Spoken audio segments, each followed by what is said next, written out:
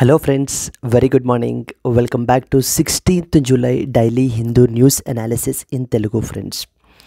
Friends ఈరోజు మనం ఏంటి అని అంటే కనుక లెటెస్ట్ సి 16th జూలై హిందూ న్యూస్ పేపర్లో పబ్లిష్ అయినటువంటి ఇంపార్టెంట్ ఆర్టికల్స్ అన్నిటినీ కూడా మనము ఈ వీడియోలో అనాలిసిస్ అయితే క్యారీ అవుట్ చేస్తామండి.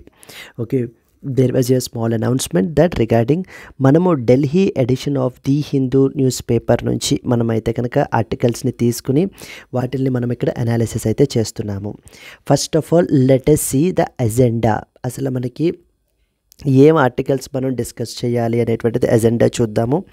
అవి అయిపోయిన తర్వాత మనము డీటెయిల్డ్ ఎక్స్ప్లెనేషన్లోకి అప్పుడు వెళ్దాం. The first and foremost article చూడండి. Supreme Court to hear the petitions against the passing the laws as money bills అని చెప్పేసి మనకి ఇది ఒక ఇంపార్టెంట్ ఆర్టికల్ అయితే ఇవాళ పబ్లిష్ అయిందండి. ఇది మనకి జిఎస్ పేపర్ 2 పాలిటీ స్పెసిఫిక్గా పార్లమెంట్ అండర్లో మనం దీన్ని చదువుకోవాలి.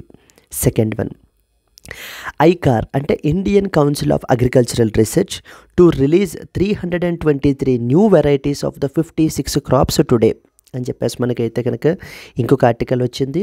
ఇది మనకి GS paper 2 government policies and as well as interventions, so the governments initiatives అనేటువంటి అండర్లో మనం దీన్ని చదువుకోవాలి. Third one, 2 stealth frigates being built in Russia set to be delivered soon. ఇది మనకి జిఎస్ పేపర్ 3 సెక్యూరిటీ విషయంలో మనం ఈ ఆస్పెక్ట్ని కవర్ చేయాలి. Then next one, trade deficit widens 9.4% from a year ago as imports outpace exports. ఇది మనకి GS paper 3 balance of payments చదువుకుంటున్నప్పుడు ఇది ఒక ట్రేడ్ డెఫిషిట్ గురించి, ట్రేడ్ సర్ప్లస్ గురించి, వీటి గురించి మనము జిఎస్ పేపర్ 3 ఎకానమీలో కవర్ చేసుకోవాలి. Then next one, WPI inflation soars to 16-month high. ఇది కూడా మనకి ఇన్ఫ్లేషన్ అనేటువంటి టాపిక్ అండర్లో జిఎస్ పేపర్ 3 ఎకానమీలో మనం కవర్ చేసుకోవాలండి. Then next one, need stronger aviation ecosystem to brace for the fleet doubling in 5 to 6 years. ఇది మనకి జిఎస్ పేపర్ 3లో airports and as well as its subsequent infrastructure గురించి మనం మాట్లాడాలి. Then the last article for today, ISRO has a problem, many rockets but only few satellites to launch. ఇది మనం GS paper 3 స్పేస్లో మనం అండర్ ద ఆ టాపిక్లో మనం దీన్ని ఈ ఆర్టికల్ని కవర్ చేయాలండి. దిస్ ఈస్ ద అజెండా మనం ఈవేళ కవర్ చేసేటువంటి important articles. Now let us start with the detailed explanation. Friends, before starting the detailed explanation there was a small announcement from the LTX classes. ఏంటి అని అంటే కనుక మనకి UPSC general studies prelims cum mains live plus recorded batches అయితే కనుక మనకి run అవుతున్నాయండి. So fee వచ్చేసి మనకి ఏంటి అని అంటే మనం దీనికి ఛార్జ్ చేసేటువంటిది 30,000 రూపీస్. ఒకేసారి 30,000 పే చేయలేము అనుకున్నటువంటి వాళ్ళు ఈఎంఐ ఆప్షన్లో కూడా 5,000 per monthగా కూడా పే చేసుకోవచ్చు. ఈ యొక్క ఫీ వచ్చేసి మనకు only valid up till 31st July వరకు మాత్రమే ఫ్రెండ్స్. ఈ యొక్క కోర్సు అన్లైక్ ద బైట్ ఇన్స్టిట్యూట్స్లో లాగా 6 months 9 months లా కాకుండా మనము లైఫ్ టైం వ్యాలిడిటీ తోటి అయితే ప్రొవైడ్ చేస్తున్నాము. ఇక్కడ స్క్రీన్ మీద కనిపించేటువంటి నెంబర్కి మీరు కాల్ చేస్తే కనుక our team will help you out. And అలాగనే జిఎస్ పేపర్స్ ఎంత ఇంపార్టెంటో మెయిన్స్లో మనకి ఆప్షనల్ కూడా అంతే important. So in order to cover optionals మన దగ్గర అన్ని పాపులర్ ఆప్షనల్స్ మన దగ్గర ఉన్నాయండి. Political science and international relations, public administration, sociology, anthro, Telugu literature, మొత్తం అన్ని ఆప్షనల్స్ మన దగ్గర అయితే ఉన్నాయి. లైవ్ ప్లస్ రికార్డెడ్ క్లాసెస్ ఇవి మనం ఛార్జ్ చేసేటువంటి ఫీ వచ్చేసి 30,000 rupees. And after discount we are providing it at 22,500 rupees only. ఈ కోర్స్ కూడా మీకు లైఫ్ టైం వ్యాలిడిటీ తోటే వస్తుంది. ఈ యొక్క రెడ్యూస్డ్ ఫీ ఏదైతే ఉందో అది మనకి 31st జూలై వరకు మాత్రమే మనకి వ్యాలిడ్ అండి. ఇక్కడ నెంబర్ కనిపిస్తుంది కదా, ఈ నెంబర్కి మీరు కాల్ చేసినట్లయితే మన యొక్క టీము మీకు క్లియర్గా ఎక్స్ప్లెయిన్ చేస్తారు. మీకు ఏదైనా ఆప్షనల్ డైలమా ఉన్నా కూడా, సో ఏవైనా కూడా మీ డౌట్స్ అన్నిటిని కూడా మీకు క్లారిఫై అయితే చేస్తారు. సో చేసి మన యొక్క కోర్సెస్లో మీరైతే కనుక ఖచ్చితంగా మీరు ఎన్రోల్ అవ్వచ్చు. డెఫినెట్లీ ఇన్ కేస్ ఇఫ్ మీరు బిగినర్ అయ్యి ఉంటే కనుక మీకు ఒక డైరెక్షన్ లేదనుకోండి, యూపీఎస్సీని ఎలా అప్రోచ్ అవ్వాలి, ప్రిపరేషన్ ఎలా చేయాలి, సివిల్ సర్వీసెస్ ఎలా చేయాలి అని, then definitely these courses are meant for you only. మన దగ్గర బిగినర్ ఓరియంటెడ్ అప్రోచ్ మనం ఫాలో అవుతామండి. We assume that you are coming with a zero knowledge completely. So that it is our responsibility to now make you hero. I hope you are clear. Yes, that's it friends. So this is what I want to tell. Now let us start with the detailed explanation of each and every article. Let us start with the first article.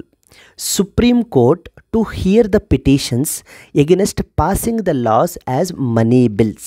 Very important article అండి మనకి ఇది. GS paper 2 పాలిటీలో మనకి ఖచ్చితంగా ఈ question అయితే కనుక వస్తుంది మనకి. ఓకే, ఈ క్వశ్చన్కి సంబంధించి మీకు కొన్ని ఇంపార్టెంట్ పాయింట్స్ అయితే తెలియాలి ఈ ఆర్టికల్ అర్థమయ్యే ముందు, అట్ ద సేమ్ టైం ఈ ఆర్టికల్ అర్థం అవ్వడానికి కూడా. You should understand the difference between 2 important things, the bill and as well as an act. So bill and as well as an act అంటే మీకు ఫస్ట్ ఆఫ్ ఆల్ డిఫరెన్స్ అయితే తెలియాలి. ఒక bill గురించి మనం మాట్లాడామనుకోండి, it is a proposal. It is a proposal. మన కంట్రీలో బిల్స్ ఎక్కడ పాస్ అవుతాయి అని అంటే parliament is the central legislature, అంటే all over country wide. State లెవెల్లో state legislature. So what is a bill? A bill is basically a proposal that was initiated in the parliament. లోక్సభలో మనకి, పార్లమెంట్లో మనకి లోక్సభ ప్లస్ రాజ్యసభ. అంటే ఈ బిల్ అనేటువంటిది ఒకవేళ లోక్సభలో ఇంట్రడ్యూస్ చేసి ఉండుంటే కనుక, సో లోక్సభలో పాస్ అయిన తర్వాత రాజ్యసభలో కూడా వెళ్ళి రాజ్యసభలో కూడా పాస్ అవ్వాలి. అలా కాకుండా ఆ బిల్లు రాజ్యసభలోనే ఇంట్రడ్యూస్ చేసి ఉంటే అది అక్కడ పాస్ అయిన తర్వాత ఇక్కడికి వచ్చి లోక్సభలో కూడా పాస్ అవ్వాలి. ఈ వీళ్ళిద్దరూ అంటే Lok Sabha and as well as Rajya Sabha కూడా పాస్ చేసిన తర్వాత ఆ బిల్ ఎక్కడికి వెళ్తుంది? ప్రెసిడెంట్ యొక్క అసెంట్కి వెళ్తుంది. ప్రెసిడెంట్ కూడా తన యొక్క ఆమోదం తెలపాలన్నమాట. So both the houses and as well as the president, ఒక పర్టికులర్ ప్రెసిడెంట్ యొక్క అసెంట్ రిసీవ్ అయ్యేదాకా అది మనకి ఏంటంటే బిల్గానే ఉంటుంది. ప్రెసిడెంట్ అసెంట్ కూడా యాక్సెప్టెన్స్ కూడా వచ్చేసిన తరువాత, ఓకేనా, ఆ తర్వాత అఫీషియల్ గెజెట్లో పబ్లిష్ చేస్తారు. Then that will become an act after president's assent. After the president's assent మనకి ఏమవుతుంది అని అంటే కనుక అది మనకి యాక్ట్గా మారుతుంది. సో ఇప్పుడు మీకు అర్థమైంది, మన కంట్రీలో ఎగ్జిక్యూటివ్, లెజిస్లేచర్ అండ్ జ్యుడిషియరీ అని 3 ఆర్గాన్స్ ఉన్నాయి. దాంట్లో లెజిస్లేచర్ ఈ పర్టికులర్ బిల్స్కి సంబంధించినటువంటి విషయాలన్నింటినీ కూడా చూసుకుంటుంది. అంటే మన కంట్రీకి కావాల్సినటువంటి బిల్స్ అన్నిటినీ కూడా మనకి పార్లమెంట్లో పాస్ చేస్తారు. అసలు వాట్ ఈజ్ ఏ బిల్ అంటే మీకు అర్థమైంది, బిల్ అనేది ఒక proposal that can be anything. So okay, that can be anything. So ఈ ప్రపోజల్ని ఏదర్ లోక్సభలో కానీ రాజ్యసభలో కానీ ఇంట్రడ్యూస్ చేస్తారు. ఏ హౌస్లో ఇంట్రడ్యూస్ చేసినా కూడా ఆ హౌస్లో పాస్ అయిపోయిన తర్వాత అక్కడి నుంచి ద రిమైనింగ్ హౌస్కి కూడా వెళ్ళి అక్కడ కూడా పాస్ అవ్వాలి. 2 హౌసెస్లోనే పాస్ అయిన తరువాత అది మనకి ఏంటంటే ప్రెసిడెంట్ యొక్క అసెంట్కి వెళ్ళి, ప్రెసిడెంట్ యొక్క అసెంట్ అంటే యాక్సెప్టెన్స్, అసెంట్కి వెళ్ళి ప్రెసిడెంట్ కూడా యాక్సెప్ట్ చేసిన తర్వాత అఫీషియల్ గెజెట్లో దాన్ని పబ్లిష్ చేస్తారు. Then that bill will become an act. Yes, అయితే మనకి 4 డిఫరెంట్ టైప్స్ ఆఫ్ బిల్స్ ఉంటాయండి. There are 4 different types of bills. 4 different types of bills ఏవేంటి? The first one is ordinary bills. Ordinary bills. Okay, then second one money bills. Money bills. Third one financial bills. And then fourth one, constitutional amendment bills. Constitutional amendment bills. Event bills types: ordinary bills, money bills, financial bills and constitutional amendment bills. ఈ 4 రకాల bills మనకైతే ఉంటాయి. అంటే ఒక్కొక్క bill ఒక్కొక్క పర్పస్ని serve చేస్తూ ఉంటారు. So constitutional amendment bills తీసుకున్నాం అనుకోండి, ఇప్పుడు ఫర్ ఎగ్జాంపుల్ కాన్స్టిట్యూషన్ని అమెండ్ చేయడానికి ఇంట్రడ్యూస్ చేసినటువంటి బిల్లు కాన్స్టిట్యూషనల్ అమెండ్మెంట్ బిల్లు. ఈరోజు మనకి ఆర్టికల్లో పబ్లిష్ అయినటువంటిది మనీ బిల్లు. సో కాబట్టి దాని గురించి మనం కాన్సన్ట్రేట్ చేద్దామండి. మిగతా బిల్స్ మళ్ళీ ఏదైనా మనకి సర్కమ్స్టాన్సెస్ వచ్చినప్పుడు అప్పుడు అక్కడ డిస్కస్ చేద్దాం. So what is a money bill? Money bill అంటే అర్థం ఏంటి అని అంటే కనుక, అయితే మనం ఇక్కడ నుంచి కాన్స్టిట్యూషనల్ ప్రొవిజన్స్ని కూడా మనం యాడ్ చేసుకోవాలి. మనీ బిల్ అనేటువంటి దాన్ని మనకి ఏంటంటే ఆర్టికల్ నెంబర్ 110 ఆఫ్ ద కాన్స్టిట్యూషన్లో డిఫైన్ చేశారు. Article number 110 of the Constitution deals with that of the money bills.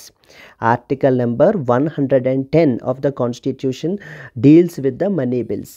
ఏమని చెప్పారు? It states that a bill is deemed to be a money bill. ఒక బిల్ని ఫర్ ఎగ్జాంపుల్ ఆ bill can be ordinary bill, financial bill, constitutional amendment bill అనుకున్నాం కదా. ఈ పలానా బిల్లుని మనీ బిల్ అని చెప్పాలి అని అంటే కనుక, ఒక బిల్లుని ఇది మనీ బిల్లు అని చెప్పాలి అని అంటే కనుక ఏమై ఉండాలంట? ఆ బిల్లో ఉండాలంట? It should contain only the provisions which are dealing with all or any of the matters which are mentioned in the article number 110 of the constitution. మీరు article number 110 of the constitution bare యాక్ట్లో open చేసి చూసినట్లయితే కనుక అక్కడ మీకు కొన్ని important points ఉంటాయన్నమాట. So కొన్ని ఇంపార్టెంట్ సబ్జెక్ట్ మ్యాటర్స్ ఉంటాయి. సో ఇప్పుడు వీళ్ళు ఏం చెప్తున్నారు, ఇప్పుడు ఆర్టికల్ నెంబర్ 110లో ఉన్నటువంటి ప్రొవిజన్స్ మాత్రమే, అంటే ఏదైనా లేకపోతే అన్నీ, ఇందులో ఆర్టికల్ నెంబర్ 110లో ఉన్నటువంటి సబ్జెక్ట్ మ్యాటర్స్లో ఏదైనా లేకపోతే అన్ని సబ్జెక్ట్స్ గురించి కనుక ఈ బిల్లులో ఉన్నట్లయితే కనుక దాన్ని మనీ బిల్ అంటారు. A bill can be termed as a money bill if it contains any or all of the provisions which are mentioned in article number 110 of the constitution. మళ్ళీ చెప్తున్నాను, a bill can be considered as a money bill if it contains any or all of the provisions which are mentioned in article number 110 of the constitution. So అంటే ఏంటి, ఇప్పుడు మీకు ఎవరైనా సరే ఏదైనా ఒక బిల్ ఇచ్చి ఇది మనీ బిల్లో కాదు చూడమ్మా కొంచెం అంటే మనం ఏం చేయాలి ఇప్పుడు, సో ఇమీడియట్గా మనం ఆర్టికల్ నెంబర్ 110 ఓపెన్ చేసుకుని సో దాంట్లో ఏమేమి సబ్జెక్ట్స్ ఉన్నాయో అవి చూసుకుని ఈ బిల్లో ఏం సబ్జెక్ట్స్ ఉన్నాయో చూసి ఈ సబ్జెక్ట్స్ మాత్రమే, అంటే ఆర్టికల్ నెంబర్ 110కి సంబంధించినటువంటి సబ్జెక్ట్స్ మాత్రమే ఈ బిల్లులో ఉన్నట్లయితే దాన్ని మనం మనీ బిల్ అని టర్మ్ చేస్తాం. అలా కాకుండా వీటితో పాటు ఇంకేదైనా ఎడిషనల్ ఇన్ఫర్మేషన్ ఉందనుకోండి, ఎడిషనల్కి సంబంధించినట్టు సబ్జెక్ట్ మ్యాటర్స్ ఉన్నాయనుకోండి, then it will not become money bill. Very very clear అండి, ఓకేనా. ఫర్ ఎగ్జాంపుల్ అంటే ఆర్టికల్ నెంబర్ 110 బ్లాక్ బాక్స్ ఎందుకు, బ్లాక్ బాక్స్గా ఎందుకు చూడడం దాన్ని, అసలు ఆర్టికల్ నెంబర్ 110లో ఏమున్నాయో కూడా చూద్దాం. So like for example article number 110లో imposition, abolition, remission, regulation of any tax, అంటే ట్యాక్సేషన్ రిలేటెడ్ మ్యాటర్స్ గురించి ఏదైనా ఒక కొత్త ట్యాక్స్ని ఇంపోజ్ చేయాలన్నా లేకపోతే అబాలిష్ చేయాలన్నా లేకపోతే రెగ్యులేట్ చేయాలన్నా ఇవన్నీ కూడా మనకి ఏంటంటే ఆర్టికల్ నెంబర్ 110లో మెన్షన్ చేశారు. అండ్ ఒకవేళ మీ బిల్లు దీని గురించి మాట్లాడుతూ ఉంటే definitely you can term that particular bill as a money bill. And అలాగనే appropriation of the money out of the consolidated fund of India, there is something called as consolidated fund of India కదా. ఒకవేళ మీ యొక్క bill consolidated fund of India నుంచి మనీని appropriate అంటే తీసుకోవాల్సినటువంటి bill అనుకోండి అది, then also you can term it as a money బిల్గా మనం చెప్పచ్చు. నౌ ద క్వశ్చన్ ఈస్, ఇప్పుడు ఈ బిల్లు మనీ బిల్లు అని ఎవరు డిక్లేర్ చేస్తారు? ఫస్ట్ మనకు అర్థమైంది ఏంటి బాబు, 4 రకాల బిల్స్ ఉంటాయి, ordinary bills, money bills, financial bills, constitutional amendment bills అన్న విషయం అర్థమైంది. నెక్స్ట్ ఏమర్థమైంది, అసలు మనీ బిల్ అంటే ఏంటో చూసాం మనం. మనీ బిల్ అంటే ఏం డిఫైన్ చేసాము, any bill which contains any or all of the provisions which are mentioned in article number 110 of the constitution, then you can term it as money bill. For example, if that particular bill is related to that of the imposition, abolition, remission or regulation of any taxation related matters, or if it is related to that of the appropriation of money from the consolidated fund of India, then in that context you can term it as a money bill.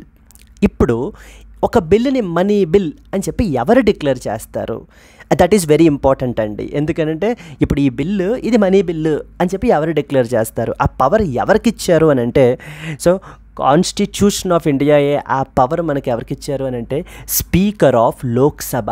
Very important point అండి, speaker of Lok Sabha. So the point, next point రాసాను చూడండి, the speaker decides weather A bill is a money bill or not. ఈ particular bill ఇది money bill అని చెప్పేసి speaker certify చేస్తారనమాట. ఒకవేళ speaker ఇది మనీ బిల్ అని సర్టిఫై చేస్తే that will become a money bill, and others కాకపోతే కనుక that will not become a money bill అనమాట. So who was that final authority? So the speaker basically decides whether a particular bill is a money bill or not. ఇది కూడా మనకి కాన్స్టిట్యూషన్లోనే define చేయబడింది. Then సరే ఇలా కొన్ని ఇంపార్టెంట్ కండిషన్స్ ఉన్నాయి. Money bill విషయానికి వస్తే కొన్ని ఇంపార్టెంట్ కండిషన్స్ ఉన్నాయన్నమాట. ఏంటి కండిషన్స్ అంటే కనుక ఫస్ట్ పాయింట్ ఎవరు డిక్లేర్ చేస్తారు అనేటువంటిది అర్థమైంది కదా. So speaker of Lok Sabha will decide A money bill, particular A bill as a money bill అని చెప్పి అర్థమైంది. దెన్ ద నెక్స్ట్ పాయింట్ ఏంటంటే they can be introduced only in Lok Sabha. ఇప్పుడు 2 హౌసెస్ ఉన్నాయి కదండి మనకి, first one is Lok Sabha and second one is Rajya Sabha. ఇప్పుడు ordinary bills తీసుకున్నాం అనుకోండి, ఆర్డినరీ బిల్స్ మీరు అయితే లోక్సభలో అయినా ఇంట్రడ్యూస్ చేయొచ్చు లేదా రాజ్యసభలో అయినా ఇంట్రడ్యూస్ చేయొచ్చు, no problem with ordinary bills. కానీ మనీ బిల్స్ విషయానికి వచ్చేసరికి ఏంటి అని అంటే కనుక ఈ మనీ బిల్స్ని ఓన్లీ లోక్సభలో మాత్రమే ఇంట్రడ్యూస్ చెయ్యాలి, రాజ్యసభలో ఇంట్రడ్యూస్ చెయ్యకూడదు. వెరీ ఇంపార్టెంట్ పాయింట్ అనమాట మనకి. So they can be introduced only in the Lok Sabha. Then next point, ఒక పర్టికులర్ ఇప్పుడు మనీ బిల్ని పార్లమెంట్లో లోక్సభలో ఇంట్రడ్యూస్ చేయాలి అని అంటే కనుక దానికంటే ముందు ప్రెసిడెంట్ రికమెండ్ చేసి ఉండాలన్నమాట ఆ పర్టికులర్ బిల్ని. అదే పాయింట్గా రాసాం చూడండి. Next point, president's recommendation is needed in order to introduce them. So president ముందుగా ఏంటి అని అంటే ప్రెసిడెంట్ రికమెండ్ చేయాలి ఈ పర్టికులర్ బిల్ని లోక్సభలో ఇంట్రడ్యూస్ చేసే ముందు. ఫస్ట్ పాయింట్ ఏంటి, speaker can declare a particular bill as a money bill, declare చేస్తారు అనే విషయం తెలుసు. నెక్స్ట్ పాయింట్ ఏంటి, it can be introduced only in the లోక్సభలో మాత్రమే దీన్ని మనం ఇంట్రడ్యూస్ చేయగలము, రాజ్యసభలో ఇంట్రడ్యూస్ చేయలేము. అండ్ ఎవరి ప్రెసిడెంట్ రికమెండేషన్ అవసరమా? Yes, president's recommendation is mandatory, is needed to introduce this particular bill అండి. దెన్ ద నెక్స్ట్ పాయింట్ ఏంటంటే ఈ యొక్క మనీ బిల్లు ఎక్కడ ఇంట్రడ్యూస్ చేయగలము? ఓన్లీ లోక్సభలోనే ఇంట్రడ్యూస్ చేయగలం. ఇప్పుడు లోక్సభలో ఇంట్రడ్యూస్ చేసినటువంటి బిల్లు పాస్ అయిపోయిన తర్వాత లోక్సభలో ఎక్కడికి వెళ్తుంది? ఇది రాజ్యసభకి వెళ్తుంది. రాజ్యసభకి మనీ బిల్ మీద చాలా తక్కువ పవర్స్ ఉంటాయన్నమాట. ఏంటి ఆ పవర్ అంటే, రాజ్యసభ ఎటువంటి అమెండ్మెంట్స్ చేయలేదు అండ్ అలాగనే మనీ బిల్ని రిజెక్ట్ చేయలేదు. It only can provide recommendations మాత్రమే ప్రొవైడ్ చేయగలదు. అర్థమైందా అండి? రాజ్యసభ ఇప్పుడు మనీ బిల్ విషయంలో ఏంటి అని అంటే ఇప్పుడు లోక్సభలో పాస్ అయిపోయి రాజ్యసభకు వచ్చిన తర్వాత రాజ్యసభ మనీ బిల్ విషయంలో ఏంటి అని అంటే కనుక they cannot amend it, they cannot reject it. What they can do is they can provide some recommendations. So recommendations ఏమైనా ప్రొవైడ్ చేయాలి అనుకుంటే కనుక ప్రొవైడ్ చేసి లోక్సభకి పంపిస్తారు. అండ్ వెరీ ఇంపార్టెంట్ పాయింట్ ఏంటి, లోక్సభ ఇలా రాజ్యసభ వాళ్ళు చెప్పినటువంటి రికమెండేషన్స్ని యాక్సెప్ట్ చేయాల్సినటువంటి పని లేదు. Okay, it is not binding. ఒకవేళ యాక్సెప్ట్ చేయాలి అని అంటే చేస్తారు, ఒకవేళ యాక్సెప్ట్ చేయకూడదు, ఒకవేళ నచ్చకపోతే లోక్సభకి, so then those recommendations will not be accepted. So అలా యాక్సెప్ట్ చేయకపోయినా కూడా పర్వాలేదన్నమాట. సో అంటే the role of Rajya Sabha with respect to money bill is very limited. I hope it is clear. So therefore it cannot be amended or rejected by Rajya Sabha. It only provides recommendations and even these recommendations are not binding on the Lok Sabha. And money bill విషయంలో ఏంటి, joint sitting అనేటువంటి provision లేదండి.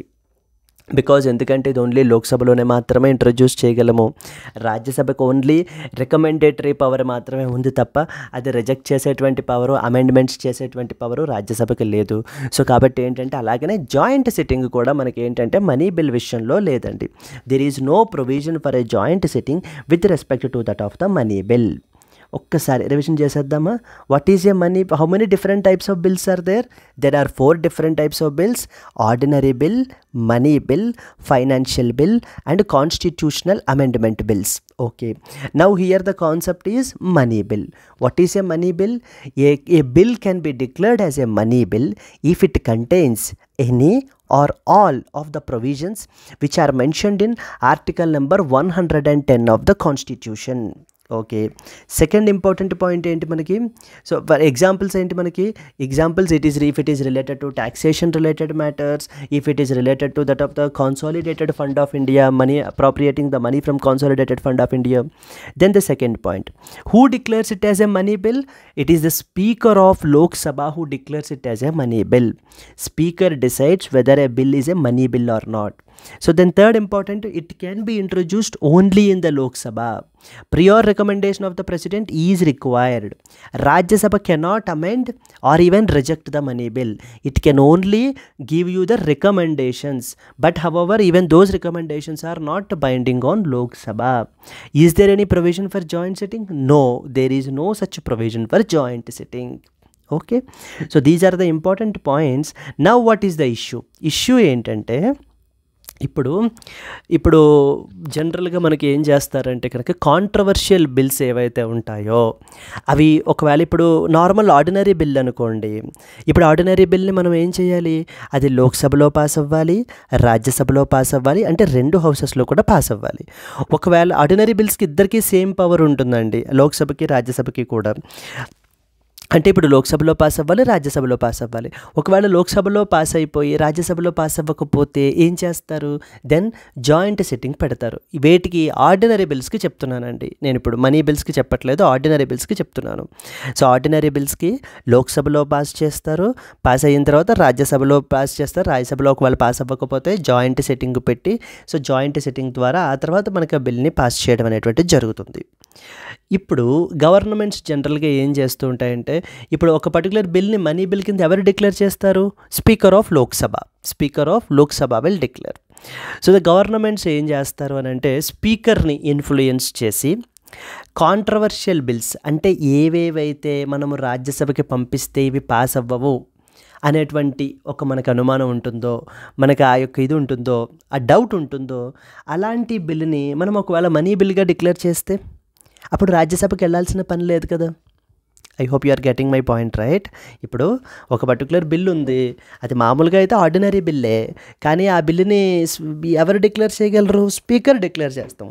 ఇప్పుడు speaker చేత ఈ particular ordinary బిల్ని మనం money బిల్గా declare చేయించామనుకోండి, అప్పుడు ఏమవుతుంది? ఆ బిల్లు మనకి రాజ్యసభకి వెళ్ళాల్సిన పని లేదు, రాజ్యసభ వాళ్ళు రిజెక్ట్ చేయలేరు, రాజ్యసభ వాళ్ళు దాన్ని వాళ్ళే అమెండ్మెంట్స్ చేయలేరు.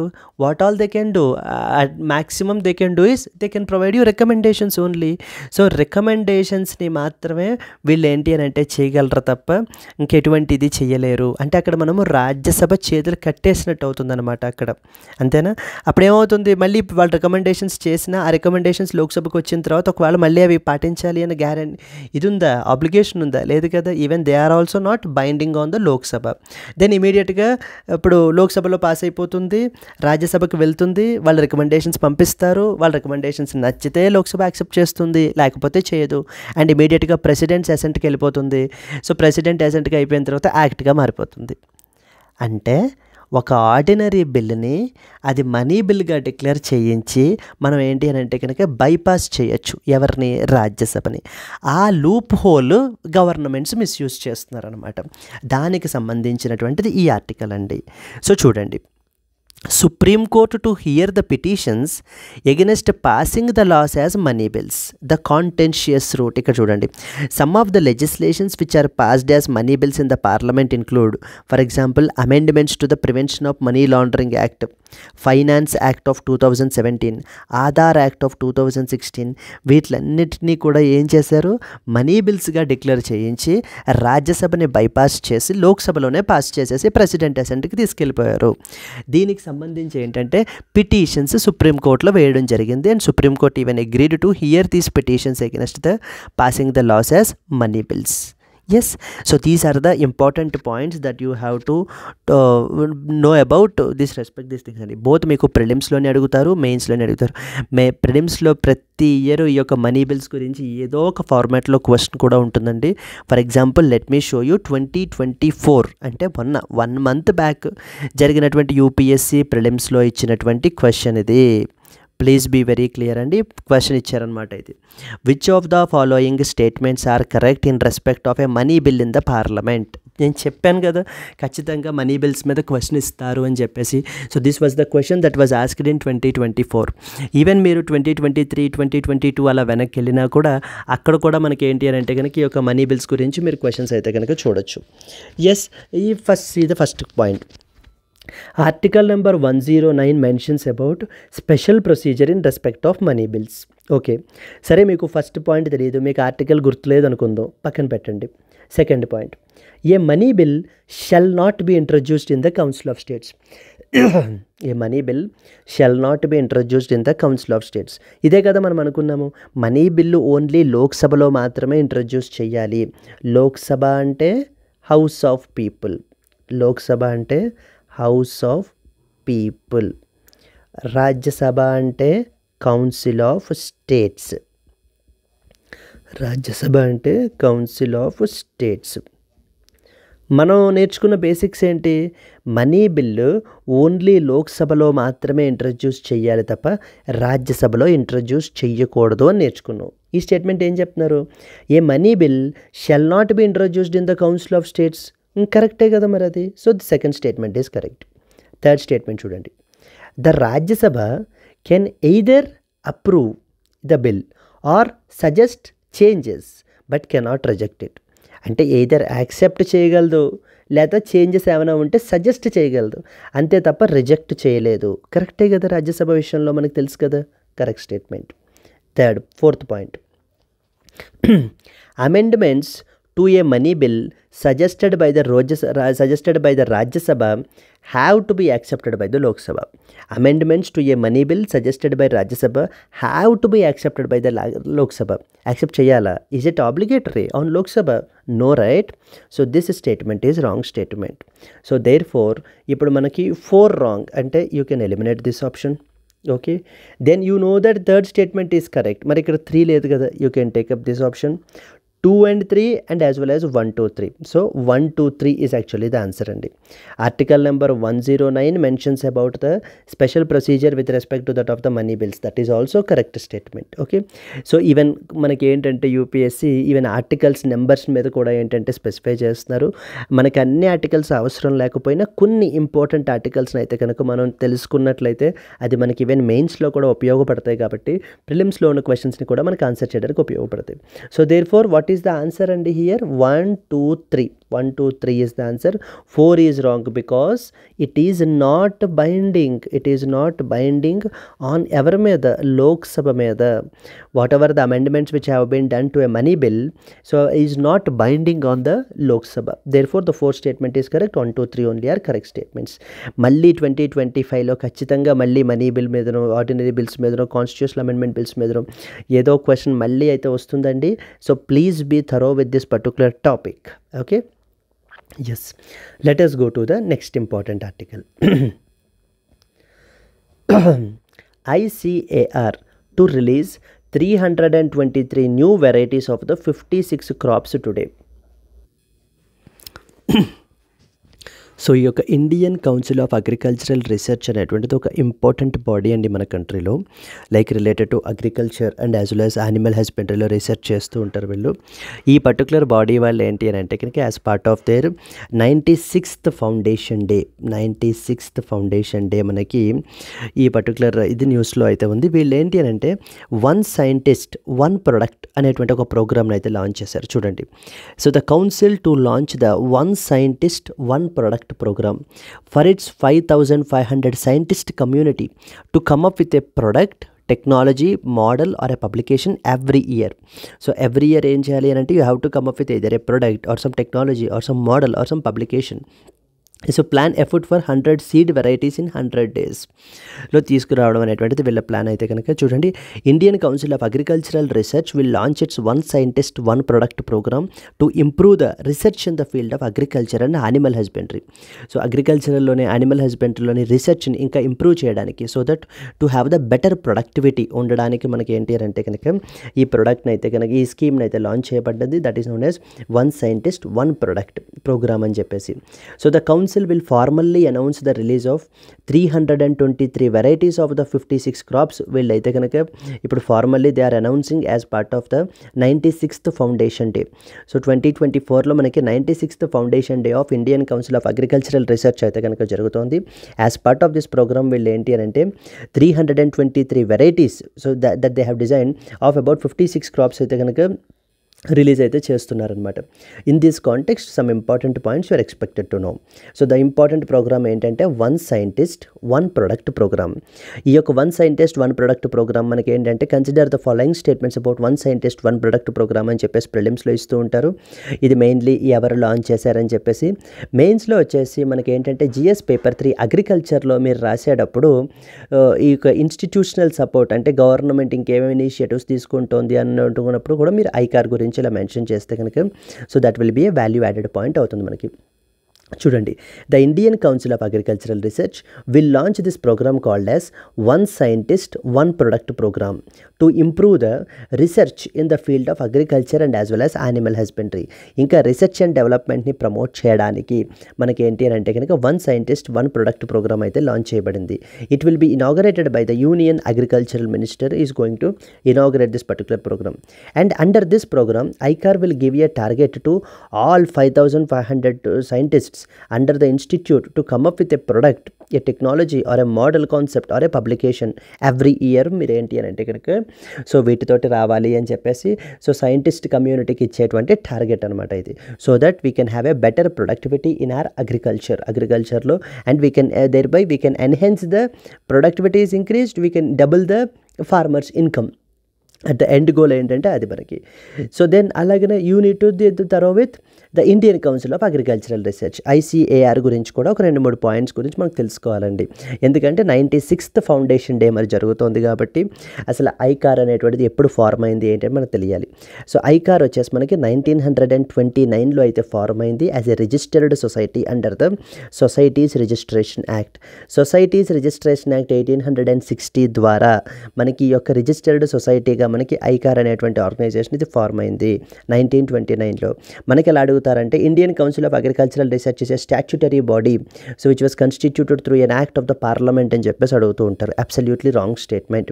It is a registered society which is created under the societies registration act 1860 అండి.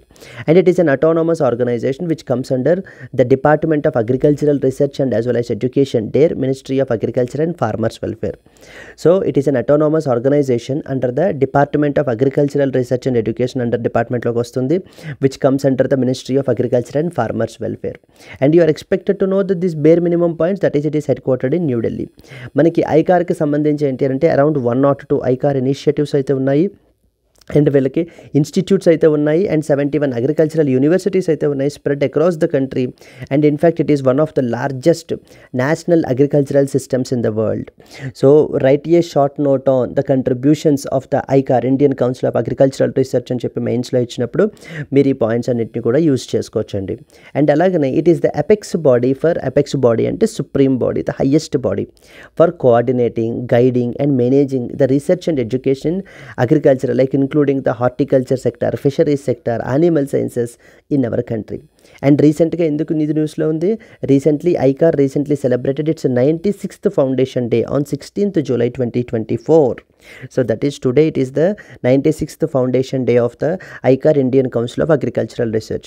ICAR has recently introduced a program known as One Scientist, One Product program. What is its main objective?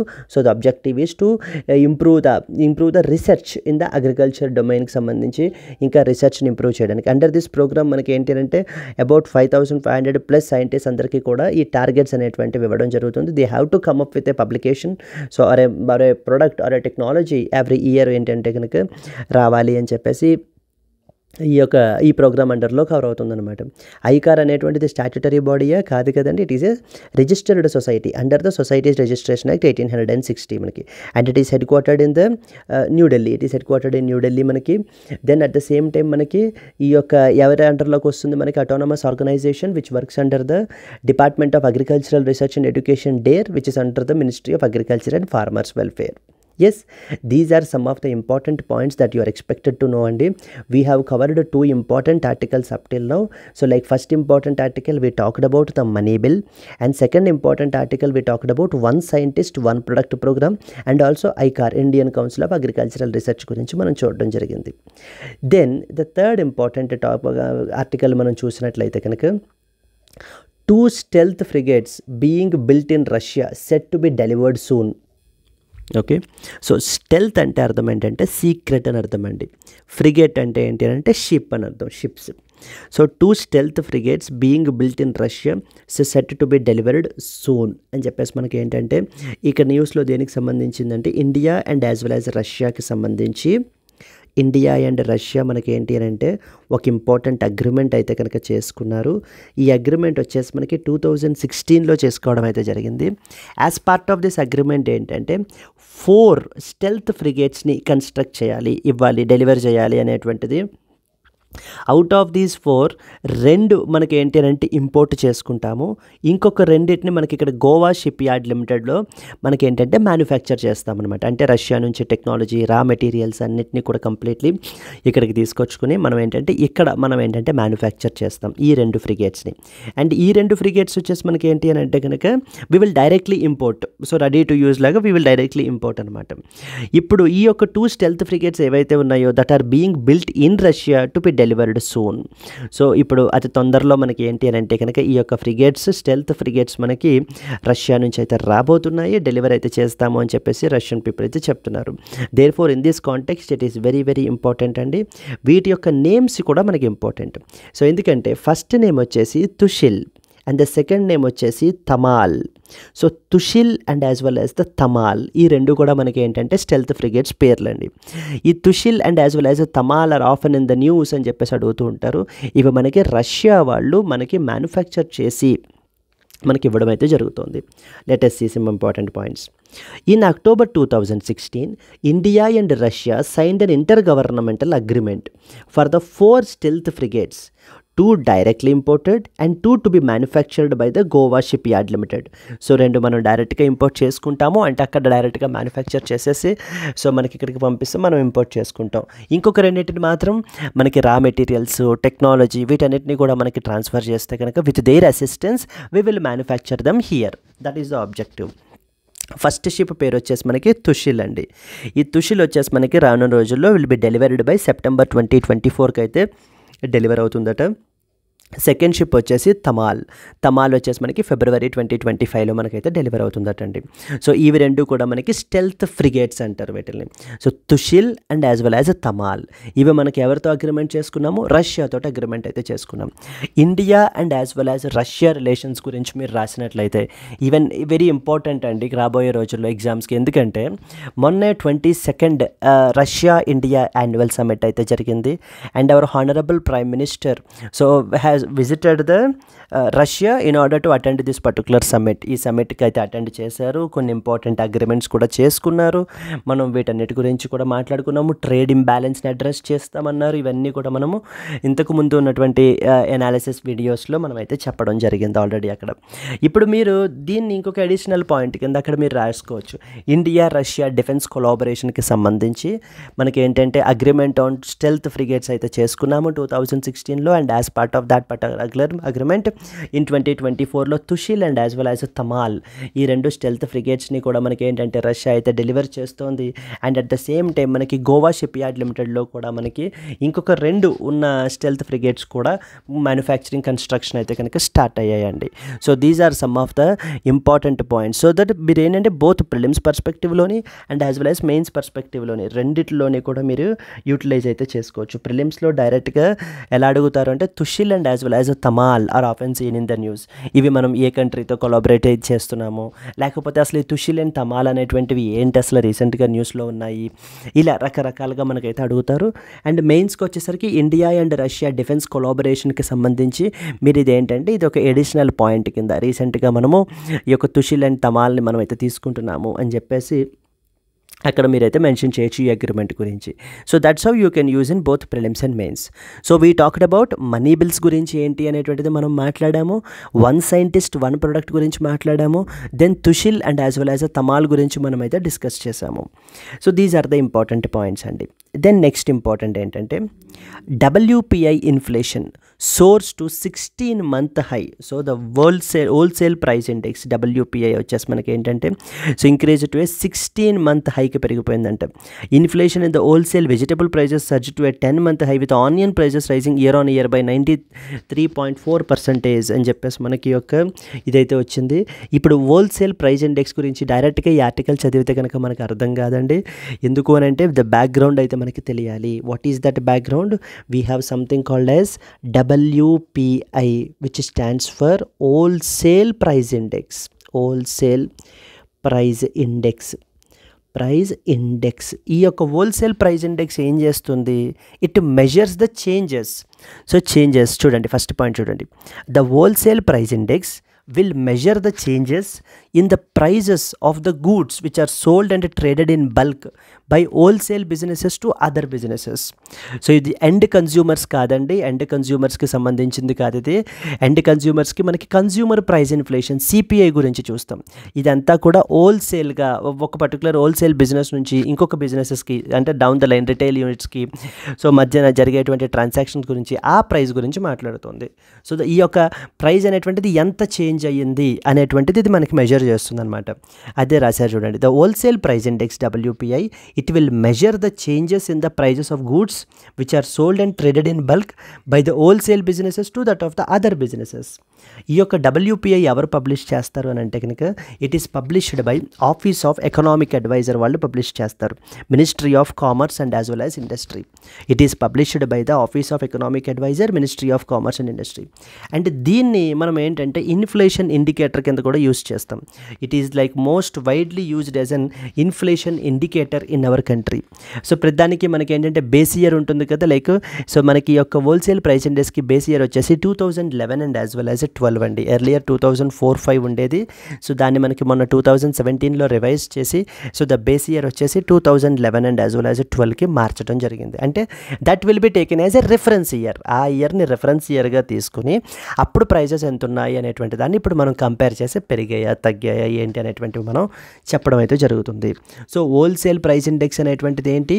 It is basically an index that measures the changes in the prices of the goods that are sold at the bulk level, not at the retail level.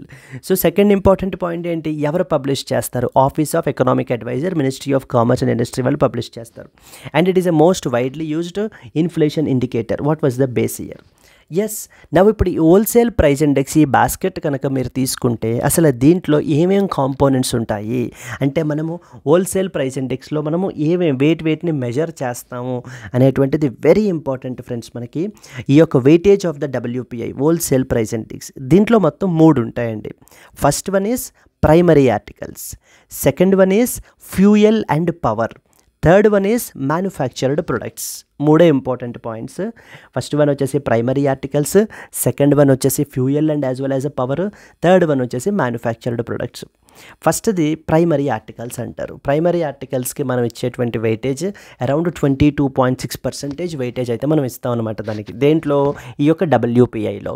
So primary ఆర్టికల్స్లో అసలు ఏమేం cover అవుతాయో చూడండి. So the first one వచ్చేసి food articles ఉంటాయి. Primary ఆర్టికల్స్లో food articles ఉంటాయి. Food articles అంటే చూడండి ఇప్పుడు మనం చూసేటువంటి vegetables, potatoes, onions, fruits, milk, meet, paddy, wheat ఇవన్నీ కూడా మనకి ఏంటి అని అంటే ఫుడ్ ఆర్టికల్స్ అనేటువంటి సబ్ కాంపోనెంట్ ఆఫ్ ప్రైమరీ ఆర్టికల్స్లోకి వస్తాయి.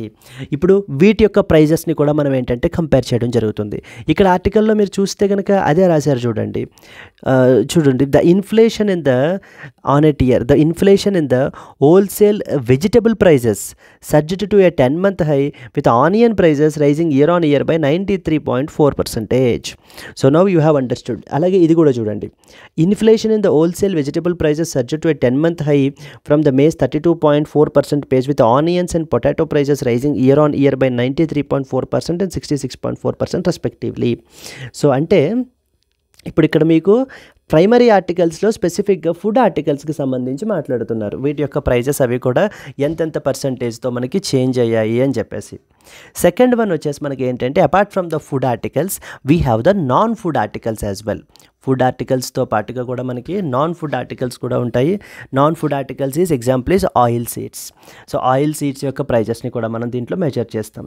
And the third one is minerals. Minerals విషయానికి we take about crude petroleum గురించి మనం ఇక్కడ డిస్కస్ చేయడం జరుగుతుంది. ఇదంతా కూడా మనకి ప్రైమరీ ఆర్టికల్స్ అనేటువంటి కాంపోనెంట్లోకి వస్తుంది. ప్రైమరీ ఆర్టికల్స్ మనకి 22.6% వెయిటేజ్ ఇచ్చామన్నమాట. సెకండ్ వన్ వచ్చేసి ఫ్యూయల్ అండ్ పవర్. ఇక్కడ మనం ఏంటంటే దీనికి 13% వెయిటేజ్ ఇచ్చాము హోల్సేల్ ప్రైస్ ఇండెక్స్లో. ఇక్కడ LPG, petrol, high speed diesel వీటి యొక్క ప్రైజెస్ని మనం ఇక్కడ మెజర్ చేయడం జరుగుతుంది. And the third one is manufactured products. Manufactured ప్రొడక్ట్స్కే మనము హయ్యెస్ట్ వెయిటేజ్ ఇచ్చామండి. అది 64.2% అయితే ఉంటుంది. సో దాంట్లో మళ్ళీ మనకి మ్యానుఫ్యాక్చర్డ్ ఫుడ్ ప్రొడక్ట్స్ ఉంటాయి. Like for example vegetable and animal oils and fats, manufacturing of beverages, manufacturing of tobacco products, wearing apparels, pharmaceuticals ఇవన్నీ కూడా మనకి ఏంటి అని అంటే కనుక మ్యానుఫ్యాక్చర్డ్ ప్రొడక్ట్స్లోకి వస్తాయి. మ్యానుఫ్యాక్చర్డ్ ప్రొడక్ట్స్లోకి ఇవి ఇక్కడ దాకానే. That is vegetable and as well as animal oils and fats, ఇవి ఫుడ్ ప్రొడక్ట్స్లోకి వస్తాయి ఇవి. దెన్ నెక్స్ట్ వన్ వచ్చేసి manufacturing of beverages. Then next one వచ్చేసి manufacturing of tobacco products, wearing apparel and pharmaceuticals. ఇవన్నీ కూడా మనకి మ్యానుఫ్యాక్చరింగ్ ప్రొడక్ట్స్, మ్యానుఫ్యాక్చర్డ్ ప్రొడక్ట్స్ అనేటువంటి థర్డ్ కేటగిరీలోకి వస్తాయి. సో మొత్తం ఎన్ని ఇంపార్టెంట్ పాయింట్స్, మొత్తం 3 కాంపోనెంట్స్ ఉంటాయి. ఆ 3 కాంపోనెంట్స్లో ఫస్ట్ వన్ వచ్చేసి ప్రైమరీ ఆర్టికల్స్ అంటారు, సెకండ్ కాంపోనెంట్ వచ్చేసి ఫ్యూయల్ అండ్ పవర్ అంటారు, థర్డ్ వన్ వచ్చేసి మ్యానుఫ్యాక్చర్డ్ ప్రొడక్ట్స్ అంటారు. ఫస్ట్ వన్ మీరు తీసుకుంటే ప్రైమరీ ఆర్టికల్స్కి వెయిటేజ్ ఎంత, అరౌండ్ సమ్వేర్ అరౌండ్ 22.6%. ప్రైమరీ ఆర్టికల్స్లో మనకి food articles, non food articles and as well as the minerals ఉంటాయి. మనకి ఫ్యూయల్ అండ్ పవర్లో LPG, petrol and high speed diesel. Manufactured ప్రొడక్ట్స్లో మళ్ళీ స్పెసిఫిక్గా మ్యానుఫ్యాక్చర్డ్ ఫుడ్ ప్రొడక్ట్స్ ఉంటాయి, like vegetable and as well as the animal oils and fats. So then we have the manufacturing of the beverages, then we have the tobacco products, wearing apparel, pharmaceuticals etcetera, ఇవన్నీ కూడా. So మనకి ఈ యొక్క WPI బాస్కెట్లో include అవుతాయి. వీటన్నిటిని కూడా మనము measure చేయడం జరుగుతుంది. సో స్పెసిఫిక్గా ఫుడ్ ఇండెక్స్ అంటే ఫుడ్ ప్రొడక్ట్స్కి సంబంధించి మనం ఈ యొక్క ఫుడ్ ఇండెక్స్ని సెపరేట్గా మనం మెజర్ చేస్తాము. The food index consist of food articles from the primary articles group. ఇదిగోండి ప్రైమరీ ఆర్టికల్స్ గ్రూప్లో మనకి ఫుడ్ ఆర్టికల్స్ ఉన్నాయి కదా, అంటే paddy, wheat, cereals, vegetables, potato, onion, ఇది ఒక కాంబినేషను. ప్లస్ మళ్ళీ మ్యానుఫ్యాక్చర్డ్ ప్రొడక్ట్స్లో చూడండి, మ్యానుఫ్యాక్చర్డ్ ఫుడ్ ప్రొడక్ట్స్ ఉన్నాయి కదా, అంటే vegetable and animal oils and fats. So అంటే క్రిస్టల్ క్లియర్గా ఫుడ్ ప్రొడక్ట్స్కి సంబంధించినటువంటి ఇన్ఫ్లేషన్ ఎలా ఉంది అన్నది మెజర్ చేయడానికి మనం ఈ యొక్క ఫుడ్ ఇండెక్స్ని తీసుకోవడం అయితే జరుగుతుంది. సో దేర్ ఫోర్ ఇప్పుడు మనకి ఏంటి ఫుడ్ ఇండెక్స్లో ఏమేమి ఉంటాయి, the food index will consist of food articles from the primary articles group and the food products from the manufactured products group. Yes, these are some of the important points with respect to this particular article అండి. ఈ యొక్క wholesale price index WPI అంటారు. Base year వచ్చేసి మనకి ఇది 2011-12 ఉంది. ఈ bulk production, bulk changes, bulk ఏదైతే ఉంటుందో వాటి యొక్క ప్రైజెస్ని మానిటర్ చేసేటువంటిది. ఇది రీటైల్ లెవెల్లో చూడరు, రీటైల్ లెవెల్లో మనకి కన్జ్యూమర్ ప్రైస్ ఇన్ఫ్లేషన్ చూస్తారనమాట. ఎవరు రిలీజ్ చేస్తారో, కాంపోనెంట్స్ ఏమేంటి, ఇవన్నీ మనకి క్వశ్చన్స్ ఎక్స్పెక్ట్ చేయొచ్చండి. Then next one, trade deficit widens 9.4% from a year ago as imports outpace the exports అని చెప్పేసి మనకు ఒక ఇంపార్టెంట్ ఆర్టికల్ అయితే పబ్లిష్ అయింది. సో ఇక్కడ మనకి మంత్లీ డేటా అవసరం లేదండి, ఇయర్లీ డేటా అయితే మనకి తెలియాలి. And at the same time మనకి ఇప్పుడు చూసినట్లయితే whether we're in trade deficit and as well as trade సర్ప్లస్లో ఉన్నామా అంటే కనుక వివర్ ఇన్ ట్రేడ్ డెఫిషిట్లోనే ఉన్నాము. ట్రేడ్ డెఫిషిట్లో ఉన్నాము అని అంటే like what was the meaning, like we have the imports and as well as we have the exports. Okay, so imports అంటే ఏంటి, మనం వేరే కంట్రీస్ నుంచి మనం కొనుక్కుంటున్నది, that is what is imports. Exports అంటే ఏంటి, మన కంట్రీ నుంచి ఇతర దేశాలకి మనం సేల్ చేస్తున్నది ఎక్స్పోర్ట్స్. ఇప్పుడు మనకి ఇంపోర్ట్స్ ఎక్కువ ఉండి ఎక్స్పోర్ట్స్ తక్కువ ఉన్నాయనుకోండి, then this situation is a trade deficit situation. Because ఎందుకంటే మనం అమ్మేదానికంటే కూడా ఎక్కువ ఇంకా కొనుక్కుంటున్నాం అనమాట. That is what is a trade deficit situation. So then అలా కాకుండా ఎక్స్పోర్ట్స్ ఇంపోర్ట్స్ కంటే ఎక్కువ ఉన్నాయనుకోండి, ఎక్స్పోర్ట్స్ ఇంపోర్ట్స్ కంటే ఎక్కువ ఉన్నాయనుకోండి, then this will be a trade surplus situation. అంటే మనం ఎక్కువ ఎక్స్పోర్ట్ చేస్తున్నామో తక్కువ ఇంపోర్ట్ చేసుకుంటున్నాము, that is a trade surplus situation. So the first condition ఏంటి, when the imports are more than that of the exports. Ideally ఇప్పుడు మన situation అదే అనమాట. సో చూడండి, the trade deficit got wide and ఇంకా పెరిగిపోయిందట of about 9.4% from a year ago as imports are outpacing the exports. So exports కంటే కూడా imports పెరిగిపోవడం మూలాన మనకి యొక్క ట్రేడ్ డెఫిషిట్ ఏదైతే ఉందో అది కూడా మనకి ఏంటి అని అంటే కనుక 9.4% వైడర్ పెరిగిపోయింది అని చెప్పేసి మనకి ఆర్టికల్లో అయితే పబ్లిష్ చేశారు. ఒక ఓవర్వ్యూ మనం చూసినట్లయితే ఫస్ట్ పారా చూడండి, India's merchandise exports. Merchandise exports అంటే గూడ్స్ ఎక్స్పోర్ట్స్ అండి, గూడ్స్ అండ్ సర్వీసెస్ అని రెండు ఉంటాయి కదా మనకి, అది చెప్తున్నారు. India's merchandise exports grew for the third straight month in June, rising 2.55% to $35 billion. But the import bill అంటే మనం కొనుక్కున్న తర్వాత మనకు మొత్తం ఈ బిల్ బిల్ అంతా ఉంటుంది కదా, ఇంపోర్ట్ బిల్ అంటే how much worth that you imported అనేటువంటిది import bill climbed by a faster 5% to $56.2 billion, which widening the trade deficit by 9.4% from a year ago, as per the quick trade estimates released by the Commerce Secretary Ministry and as well as on Monday అని చెప్పేసి మనకి ఇదైతే కనుక report అయితే వీళ్ళైతే ఈ యొక్క statistics అయితే కనుక రిలీజ్ చేశారు. As part of this statistics తర్వాత మనకి మంత్లీ డేటా గురించి కూడా ఇచ్చారండి. So at the same time what we are more focused is about is yearly data. So yearly data comparatively మనం చూసినట్లయితే కనుక ఇదంతా కూడా మనకి బ్యాలెన్స్ ఆఫ్ పేమెంట్స్ అనేటువంటి టాపిక్ అండర్లో జిఎస్ పేపర్ 3లో మనకైతే వస్తుంది. ఇక్కడ మనకి ఇంపోర్ట్స్ గురించి, ఈ యొక్క ఎక్స్పోర్ట్స్ గురించి, ఈ యొక్క ట్రేడ్ డెఫిసిట్ గురించి, ట్రేడ్ సర్ప్లస్ గురించి, సర్వీసెస్ సెక్టర్ పరిస్థితి ఎలా ఉంది, మర్చెండైజ్ సెక్టర్ పరిస్థితి ఎలా ఉంది, మనకి ఇవన్నీ విషయాలు కూడా మనం ఈ ఆర్టికల్ నుంచి తెలుసుకోవాలన్నమాట. ఈ ఆర్టికల్ని రెఫరెన్స్గా తీసుకుని we have to connect it with our economy this concepts. Then the next article is need stronger aviation ecosystem to brace for the fleet doubling in 5 to 6 years. So this is purely మనకంటే ఏంటంటే కనుక budget in focus అని చెప్పేసి మనకి business పేపర్లో publish అయిందండి. ఈ article మనకి ఏంటంటే ఇప్పుడు రాబో రోజుల్లో బడ్జెట్కి సంబంధించి ఈ యొక్క ఏవియేషన్ సెక్టార్కి సంబంధించినటువంటి కొన్ని ఎక్స్పెక్టేషన్ పాయింట్స్, అంటే బడ్జెట్లో ఏమి ఇష్యూస్ని అడ్రస్ చేయాలి. సో చాలాసార్లు మనకి ఇది నడుస్తూనే ఉంది. లైక్ అగ్రికల్చర్ గురించి మాట్లాడుకున్నాము, micro small and medium enterprises గురించి మాట్లాడుకున్నాము, రూరల్ ఇన్ఫ్రాస్ట్రక్చర్ రోడ్ ఇన్ఫ్రాస్ట్రక్చర్ గురించి చూసాము, ఎలక్ట్రిక్ వెహికల్స్ పెనిట్రేషన్ గురించి చూసాం, ఈవీస్ గురించి. ఇప్పుడు ఈవేళ మనకి ఏవియేషన్ సెక్టార్ గురించి ఇచ్చారు. ఓకే, ఒకసారి మీకు ఒకవేళ మా ఛానల్లో మీకు వీడియోస్ నచ్చుతున్నట్లయితే కనుక మన ఛానల్లో ఇంకా హిందూ న్యూస్ అనాలిసిస్ వీడియోస్ ఇంకా చాలా ఉన్నాయండి. So you can do watch them as well because you can get lot of points. ఇవన్నీ కూడా మీకు యూపీఎస్సీ 2025 ప్రిలిమ్స్ అండ్ మెయిన్స్కి అండ్ అలాగే ఈ ఇయర్ యూపీఎస్సీ 2024 మెయిన్స్ రాసేటువంటి వాళ్ళకి ఖచ్చితంగా ఉపయోగపడతాయి. Need the stronger aviation ecosystem to brace for the fleet doubling in 5 to 6 years. So ఇప్పుడు దేని గురించి మాట్లాడుతున్నారు అని అంటే కనుక ఈ యొక్క ఏవియేషన్ సెక్టార్ మన కంట్రీలో ఎలా ఉంది. So now here the author is saying that we have a rapid expansion అయితే మనకి ఎయిర్పోర్ట్స్కి సంబంధించి, ఏవియేషన్ సెక్టార్కి సంబంధించి అయితే కనుక ఉంది. But at the same time there are some issues as well which need to be addressed, and one such issue is a skill shortage, pilot shortage. So there is a huge pilot shortage and as well as the maintenance engineers shortage అయితే కనుక ఉంది. So దాన్ని మనం ఏంటి అని అంటే bridge చేయాలి, గ్యాప్ని fill చేయాలి అని చెప్పేసి మనకి ఇక్కడ ఆధార్ దీంట్లో మాట్లాడడం జరుగుతుంది. అండ్ అలాగనే సెకండ్ ఇంపార్టెంట్ పాయింట్ వచ్చేసి మనకి ఏంటి అని అంటే కనుక training and as well as skilling అనేటువంటిది ప్రొవైడ్ చేయాలి వీళ్ళకి. లైక్ ఫర్ ఎగ్జాంపుల్ మీరు ఇక్కడ చూసినట్లయితే కనుక ఇదిగోండి, the shortage of pilots is a serious issue and it is likely to become more acute especially in light of the new duty and rest norms which are laid down by the DGCA for them, which would increase the number of pilots requirement by about 15% పెరిగిపోతుందట వీళ్ళ యొక్క దీనివల్ల requirement అనేటువంటిది. And అలాగే training and skilling. Similarly air traffic controllers as well as the security and safety personal are inadequate related to their requirements. Therefore, the budget must provide the physical incentives for investments in skilling, training and as well as education. ఈ యొక్క skilling, training and as well as the education సెక్టార్లో ఈ investments అనేటువంటివి must provide the incentives అనేటువంటివి provide చేయాలి అని చెప్తున్నారు.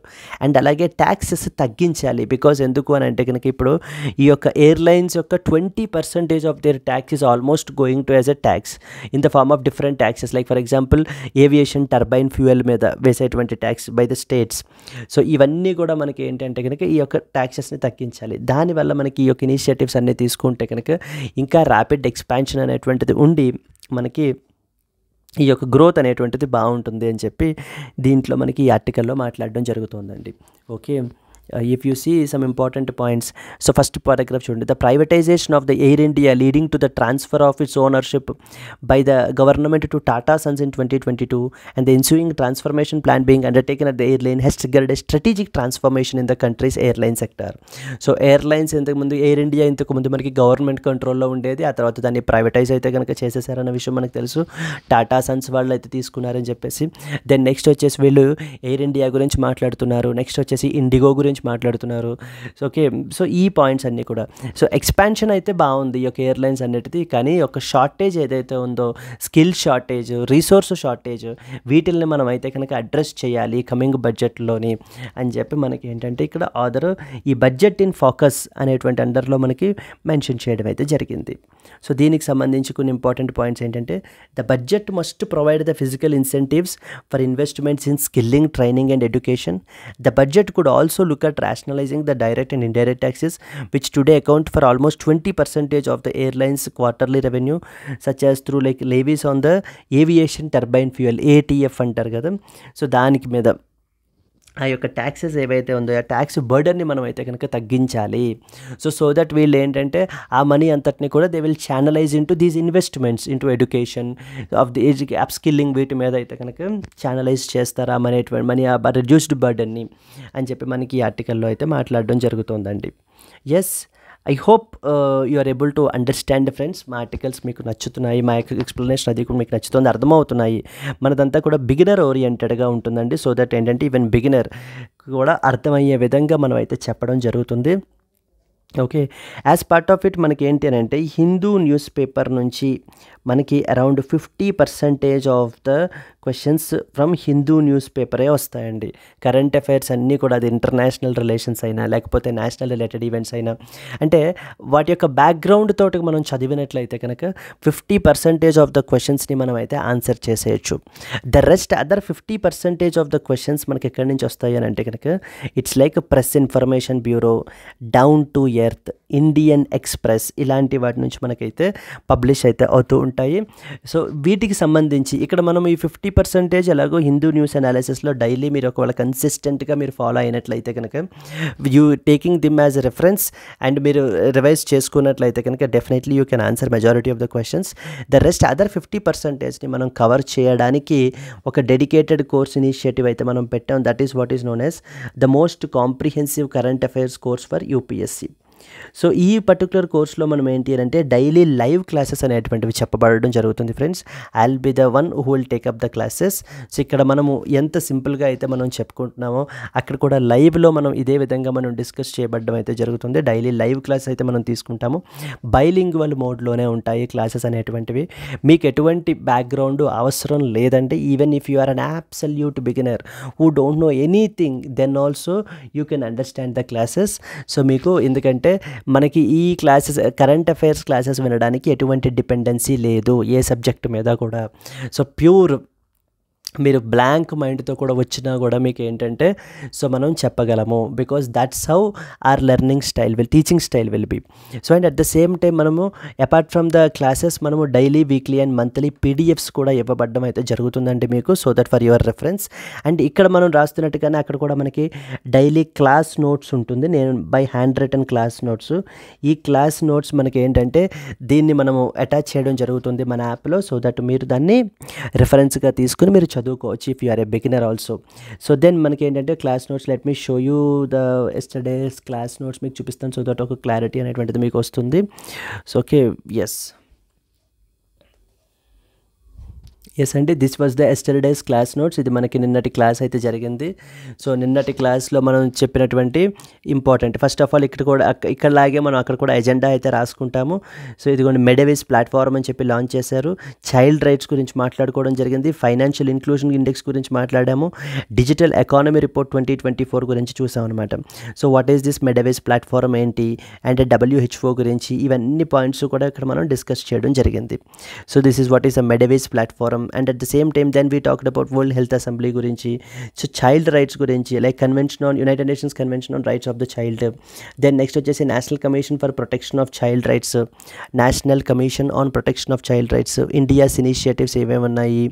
So then ఈ యొక్క NCPCR ఏమేమి యాక్ట్స్ని మానిటర్ చేయాలి, కాంపోజిషన్ ఏంటి, ఇలాంటి విషయాలన్నీ కూడా మనము డిస్కస్ చేయాలి. ఫైనాన్షియల్ ఇంక్లూజన్ ఇండెక్స్ అని చెప్పేసి రీసెంట్గా RBI అయితే పబ్లిష్ చేశారు. దాని గురించి ఏంటి, ఇంపార్టెంట్ పాయింట్స్ ఏంటి, సో దాంట్లో వాడే పారామీటర్స్ ఏమేంటి. Then we have the digital economy report 2024 అని చెప్పేసి మనం తీసుకోవడం జరిగింది. డిజిటల్ ఎకానమీ రిపోర్ట్ ఎవరు పబ్లిష్ చేశారు, ఇంపార్టెంట్ ఫైండింగ్స్ ఏంటి అనేటువంటివన్నీ కూడా చెప్పడం జరిగింది.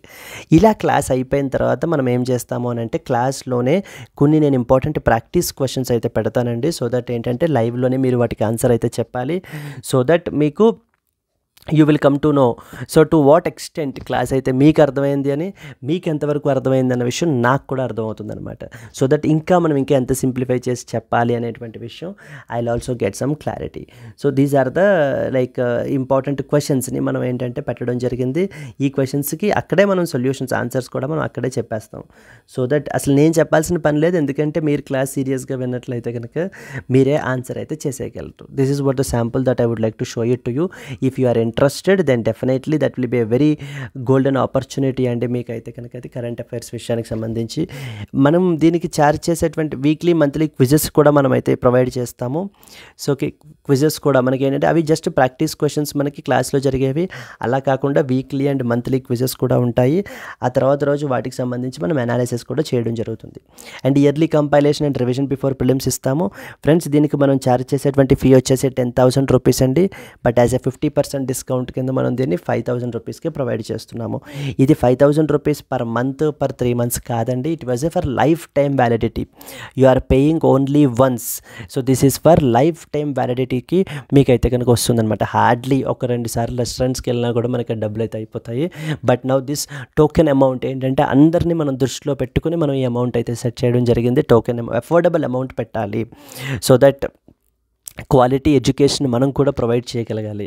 వాళ్ళ యొక్క యూపీఎస్సీ డ్రీమ్స్ని ఫుల్ఫిల్ చేసేటువంటి జర్నీలో మనం కూడా మెంబర్స్ అయి ఉండాలన్న ఉద్దేశంతో మనం ఇలా పెట్టడం జరిగింది. సో ఇది మీకు లైఫ్ టైం వ్యాలిడిటీ తోటి అయితే వస్తుంది. ఇక్కడ మనం డిస్కస్ చేసేటువంటి articles Press Information Bureau, Down to Earth and as well as the Indian Express based ఆర్టికల్స్ని మనం కవర్ చేస్తాము. ఇక్కడ స్క్రీన్ మీద కనిపించేటువంటి నెంబర్కి మీరు కాల్ చేస్తే కనుక our team will help you out and they will guide you in taking this particular course. So hope you I see you soon. అక్కడ నేను మిమ్మల్ని చూస్తాను అని చెప్పేసి ఐ ఎక్స్పెక్ట్ యూ అండి. If you are a serious aspirant definitely. So that will be the definitely must and should platform అనమాట అది. Then అలాగనే నెక్స్ట్ ఇంపార్టెంట్ ఏంటంటే if you are a beginner so then everybody suggest చేసేటువంటిది ఏంటంటే you start with NCERTs అని చెప్పేసి. But majority of the people are not aware of how to read these NCERTs. So in order to avoid that confusion, uh బిగినర్స్కి ఆ యొక్క స్ట్రగల్ని మనం తీసేయడానికి మనకి ఏంటంటే ఎన్సీఆర్టీ ఫౌండేషన్ కోర్స్ అయితే మన దగ్గర ఉంది. మనకి ఇక్కడ మనం క్లాసెస్ 6th to 12th వరకు మనం అయితే టీచ్ చేయడం జరుగుతుంది. ఇక్కడ క్లాసెస్ అయితే ఉంటాయి. ఇక్కడ మనం దీనికి ఛార్జ్ చేసేటువంటి ఫీ వచ్చేసి 10,000 రూపీస్ ఫ్రెండ్స్. 5,000 రూపీస్కి మనం కూడా దీన్ని ప్రొవైడ్ చేయడం జరుగుతుంది. ఇది కూడా మీకు లైఫ్ టైం వ్యాలిడిటీ తోటి వస్తుంది ఇందాకట్లాగానే. సో ఇక్కడ స్క్రీన్ మీద కనిపించేటువంటి నెంబర్కి మీరు కాల్ చేస్తే కనుక మా యొక్క టీం మీకు హెల్ప్ అయితే చేస్తారండి. They will guide you definitely to fix the right course, right path for you. I hope it is clear, right? Now the last article for today. ISRO has a problem. Many rockets but too few satellites to launch. అనే ఒక important science పేజ్లో మనకి article అయితే publish అయింది. So this is very very important article friends from the UPSC GS paper 3 స్పేస్కి సంబంధించినటువంటి topic అనమాట. So ఈ టాపిక్ వచ్చేసి మనకి దేని గురించి అని అంటే మనకి మన కంట్రీలో ఉన్నటువంటి space agency is ISRO. ISRO అంటే ఇండియన్ స్పేస్ రీసెర్చ్ ఆర్గనైజేషన్ కదా. ఓకే, వీళ్ళు ఏం చెప్తున్నారు, ISRO has so many launch vehicles but two few satellites to launch them. So launch vehicles అయితే కనుక మన దగ్గర చాలానే ఉన్నాయి, కానీ వాటిని లాంచ్ చేయడానికి శాటిలైట్సే లేవు. అంటే ఆ డిమాండ్ లేదు మనకి ఈ యొక్క లాంచ్ వెహికల్స్ని మనం యూజ్ చేయడానికి అని చెప్పేసి మనకి ఆర్టికల్ అయితే పబ్లిష్ అయింది సైన్స్ పేజ్లోనే. You are expected to know this particular article అండి. సో దీనికి సంబంధించి నేను ఆల్రెడీ ఇంపార్టెంట్ పాయింట్స్ కూడా రాశాను నేను.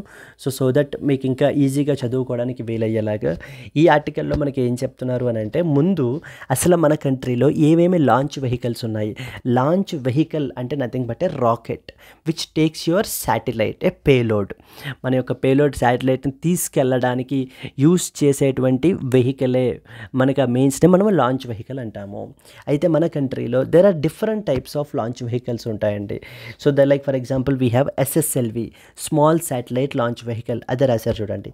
India currently has 4 launch vehicles: the SSLV, PSLV, GSLV and as well as the LVM-3 launch vehicle Mark 3 LVM-3 అంటారు. LVM-3 is the India's heaviest rocket మనకిది. అండ్ రీసెంట్గా మన చంద్రయాన్ మిషన్లో కూడా మనం ఈ యొక్క LVM-3ని అయితే యూస్ చేసాము. So these are important, first important point మనకి. అండ్ అలాగే apart from the launch vehicles we also depend upon the foreign launch vehicles. మన లాంచ్ వెహికల్సే కాకుండా మనం ఏంటంటే we rely upon the foreign launch vehicles as well. Like for example Europe's Ariana 5, SpaceX Falcon 9, when a satellite weighs more than 4 tons. So when the satellite weight is more than 4 tons, అంటే 4 tons వరకు మనం అయితే కనుక we can handle. So but 4 tons దాటిపోతే కనుక then we take the help from the other launch vehicles, like for example Falcon and as well as the Europe's launch vehicles మీద మనం depend అయ్యి ఇవి కూడా క్యారీ అవుట్ చేస్తాం. ఈ launch వెహికల్స్ని యూజ్ చేసుకుని మనం ఆల్రెడీ డిఫరెంట్ శాటిలైట్స్ని మనకైతే కనుక విత్ హ్యావింగ్ డిఫరెంట్ అప్లికేషన్స్ అయితే మనకు ఉన్నాయండి. లైక్ ఫర్ ఎగ్జాంపుల్ కమ్యూనికేషన్స్కి సంబంధించి remote sensing, meteorology, disaster management, space based internet, scientific machines, ఇవన్నీ కూడా రకరకాల అప్లికేషన్స్ అయితే కనుక మనకి ఆల్రెడీ ఉన్నాయి. సో ఇప్పుడు నెక్స్ట్ ఏం చెప్తున్నారంటే చూడండి, all this makes it look like there are more applications in satellites than there are launch vehicles, which is the opposite of what Mr. Somanathan mentioned. So where then is the issue అని చెప్పేసి మాట్లాడుతున్నారు. అంటే ఇప్పుడు మీరు చూసినట్లయితే ఇన్ని launch vehicles, ఇన్ని అప్లికేషన్స్లో different satellites ఉంటున్నాయి అని చెప్పినప్పుడు మాకు ఏమనిపిస్తుందంటే లాంచ్ వెహికల్సే తక్కువ ఉన్నాయి, okay, rather than the satellites and as well as the applications. So ఈ లాంచ్ వెహికల్స్ని ఇంప్రూవ్ చేయాలి అనేలాగా అనిపిస్తుంది. బట్ కానీ సో మన యొక్క ఇస్రో చైర్పర్సన్ ఏమన్నారు అని అంటే కనుక, so there are too many launch vehicles are there but only few satellites are there in order to use them to launch them అని చెప్పేసి చెప్పడం అయితే జరిగిందనమాట. దానికి సంబంధించి ఆర్డర్ ఏంటి అని అంటే కనుక ఇక్కడ మనకి ఇంపార్టెంట్ ప్రాబ్లమ్స్ ఏంటి అనేటువంటి ఇష్యూస్ ఏంటి అండ్ పాసిబుల్ సొల్యూషన్స్ని సజెస్ట్ చేయడం అయితే జరుగుతుంది. The first and foremost issue ఏంటంటే డిమాండ్. సో ద డిమాండ్ అనేటువంటిది లేదండి మనకి. అంటే శాటిలైట్స్ని లాంచ్ చేయడానికి so there is no adequate demand మనం ఈ లాంచ్ వెహికల్స్ని యూజ్ చేసుకోవటానికి. సో బికాస్ ఆ డిమాండ్ అనేటువంటిది ఎలా వస్తుంది అని అంటే కనుక we have to educate the consumers or the customers. So దానివల్ల మనకి ఏంటంటే డిమాండ్ అనేటువంటిది పెరుగుతుంది అని చెప్పేసి చెప్తున్నారు. చూడండి, there is a less demand for the launch vehicles which need to be created. Some of the suggestions to increase the demand are as follows. Customers need to be educated. Without the educated customers, the demand at the scale that the ISRO is expecting will not be created అంటున్నారు ఆధార్ ఇక్కడ మనకి. The customers here are not the consumers of space based internet. For example మనకి ఏంటి అని అంటే ఆధార్ ఒక example ఇక్కడ coat చేయడం జరిగింది. స్పేస్ బేస్డ్ ఇంటర్నెట్ గురించి మాట్లాడుతున్నారు. అంటే internet through space satellite you are providing the internet. So ఈ యొక్క స్పేస్ బేస్డ్ ఇంటర్నెట్కి ఇప్పుడు అంత డిమాండ్ అయితే కనుక లేదు. వై? బికాస్ లైక్ ఆల్రెడీ చాలా అఫోర్డబుల్ ఆప్టికల్ కేబుల్స్ ద్వారా వీటి ద్వారా మనకి మొబైల్ బేస్డ్ ఇంటర్నెట్స్ని కూడా మనం ఏంటంటే ప్రొవైడ్ చేస్తున్నాము ఆల్రెడీ. సో దెన్ ఇప్పుడు ఇంత స్పేస్ బేస్డ్ ఇంటర్నెట్ అవసరం అయితే కనుక అంతలాగా లేదు కదా, డిమాండ్ దానికి అంతలా లేదు కదా అని చెప్పేసి ఇక్కడ ఆధార్ మాట్లాడుతున్నారనమాట. మరి ఇప్పుడు ఈ యొక్క స్పేస్ బేస్డ్ ఇంటర్నెట్కి అంత డిమాండ్ క్రియేట్ చేయాలి అని అంటే ముందు ఏం చేయాలి? ముందు కస్టమర్స్ని ఎడ్యుకేట్ చేయాలి. కస్టమర్స్ అంటే not only the normal general public, customers also include government institutions, public sector enterprises, okay, and private organisations. వీటన్నిటికీ కూడా దీనికి సంబంధించినటువంటి అడ్వాంటేజెస్, వీటి బెనిఫిట్స్ మనం ఏంటి అని అంటే కనుక ముందు చెప్పినట్లయితే, దెన్ మనం ఎడ్యుకేట్ చేసినట్లయితే then the demand will be created. So with that demand then now you can launch వెహికల్స్ని మనం అయితే యూస్ చేయొచ్చు. అదే చెప్తున్నా చూడండి. The customers here are not only consumers, so there can be the other companies, government institutions, defence enterprises etcetera. So the first important ఏం చేయాలి? Demand create చేయాలి. వేటి మీద? ఈ లాంచ్ వెహికల్స్ మీద. లాంచ్ వెహికల్స్కి డిమాండ్ క్రియేట్ చేయాలి. ఎలా క్రియేట్ చేస్తాము? ముందు ఎడ్యుకేట్ చేయాలి ఫస్ట్ ఆఫ్ ఆల్ కస్టమర్స్ని. అంటే ఉన్న సర్వీసెస్కి సంబంధించినటువంటి వాటి అన్నిటి గురించి కూడా ముందు మనము ఎడ్యుకేట్ అయితే చేసినట్లయితే కనుక with that education then demand will be created అంటున్నారు. సెకండ్ ఇంపార్టెంట్ ఏంటంటే హ్యూమన్ స్పేస్ ఫ్లైట్ అంటే now like transporting the human so to that of the space. So this is the second. Definitely ఈ యొక్క రానున్న రోజుల్లో ఈ స్పేస్ టూరిజం అనేటువంటిది కూడా పెరుగుతుంది, అక్కడి నుంచి కూడా మనకి డిమాండ్ క్రియేట్ అవుతుంది. మరి ఎప్పుడైతే ఈ హ్యూమన్ స్పేస్ టూరిజం పెరుగుతుందో లాంచ్ వెహికల్స్ అవసరం అవుతాయి. So then definitely more and more demand, more and more revenue అయితే ఉంటుంది. సో దట్ డెఫినెట్లీ దీని ద్వారా కూడా మనకి డిమాండ్ అయితే కనుక క్రియేట్ అవుతుంది హ్యూమన్ స్పేస్ ఫ్లైట్ ద్వారా మనకి. And the third important other ఏం పాయింట్అవుట్ చేస్తున్నారంటే ఒక ఇష్యూని పాయింట్అవుట్ చేస్తున్నారు. మన యొక్క లాంచింగ్ క్యాపబిలిటీస్, మన యొక్క లాంచ్ వెహికల్ క్యాపబిలిటీస్ని గురించి మాట్లాడుతున్నారండి. So our launch vehicle capabilities are not that good enough. Like for example అంటూ చైనాతో కంపేర్ చేస్తున్నారనమాట. సో చైనా వాళ్ళది లాంగ్ మార్చ్ 5 అని చెప్పేసి మనకి ఏంటి అని అంటే కనుక వాళ్ళ లాంచ్ వెహికల్ ఉంటుంది. సో దాంట్లో మన క్యాపబిలిటీ వచ్చేసి మనకి ఈవెన్ 1/3 ఆఫ్ ఇట్స్ క్యాపబిలిటీ కూడా మనకైతే లేదు. చూడండి, India's launch vehicles are not powerful enough to undertake certain missions like Chandrayaan 4. ఇప్పుడు నెక్స్ట్ చంద్రయాన్ 4 మిషన్ మనం టేకప్ చేయాలి అని అంటే కనుక మన దగ్గర ఉన్నటువంటి launch vehicles are not that powerful. And India's LVM-3 launch vehicle Mark 3, India's heaviest rocket kada, has less than 1/3 of the Long March 5 capability and will need LVM-3 to launch all these particular components అని చెప్పడం జరుగుతుంది. Next fourth important ఏంటంటే need 1 more flight of SSLV. So ఈ యొక్క small satellite vehicle SSLV ఏవైతే ఉన్నాయో small శాటిలైట్స్ని deliver చేయడానికి మనం యూస్ చేసేటువంటిది, ఇది ఇంకొక సక్సెస్ఫుల్ ఫ్లైట్ అయితే మనం చేయాలి. So that to demonstrate our capability, to demonstrate our ability, so to confirm to be confident about our ability, మనం ఒక SSLV ఫ్లైట్ అయితే కనుక మనం సక్సెస్ఫుల్ ఫ్లైట్ అయితే చేయాలి. చూడండి, India will also need 1 more successful flight of SSLV to be confident about its ability to launch the smaller satellites launch చేయగలిగేటువంటి capability విషయంలో మనకి ఇంకా కాన్ఫిడెన్స్ పెరగడానికి, దీనికి ఈ లాంచ్ వెహికల్స్కి సంబంధించిన డిమాండ్ పెరగడానికి మనం ఏంటంటే ఇంకొక సక్సెస్ఫుల్ ఫ్లైట్ అయితే క్యారీ అవుట్ చేసినట్లయితే కనుక అప్పుడు డిమాండ్ అనేటువంటిది పెరుగుతుంది అని చెప్పేసి మాట్లాడుతున్నారు. Then private sector versus government. So ఇప్పుడు ఇంకా ఇండియన్ గవర్నమెంట్ ఎలా ఆలోచిస్తుంది అని అంటే ప్రైవేట్ సెక్టార్ ఇప్పుడు ఈ యొక్క డిమాండ్ని క్రియేట్ చేయాలి. వేటికి? ఈ యొక్క లాంచ్ వెహికల్ బిజినెస్కి.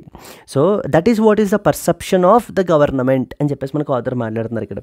The Indian government wants the private sector to create the demand among the customers and build and launch the satellites. It wants them to look for services to offer the customers in India and as well as abroad. So India and as well as abroad లో మనకి ఏంటి అంటే కస్టమర్స్ని so వెతకడానికి even it wants them to look in to, so వీళ్ళు చేయాలి అని చెప్పేసి చెప్తున్నారనమాట.